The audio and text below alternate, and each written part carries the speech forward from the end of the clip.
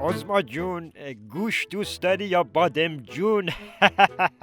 هر مرتیکه دلقک، شیطونه میگه بلنشم جسمتو ناقص کنم نه ببخشید قربان، غرض از مزاحمت این بود که زیزی گولو اومده میخواد شما رو ببینه. زیزی گولو کیه دیگه؟ زینب قاسم سلیمانی اینا دیگه. اوه بگو بیا تو. سلام آقا جون، من میخوام جای بابای ترکیدم رو براتون پر کنم.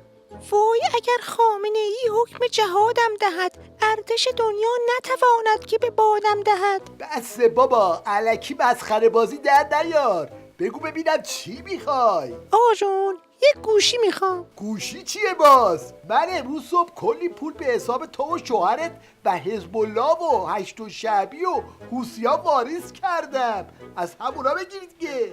آقا جون اونا رو که خرج کردیم تمام شد رفت. آیفون 13 پرو مکس میخوام.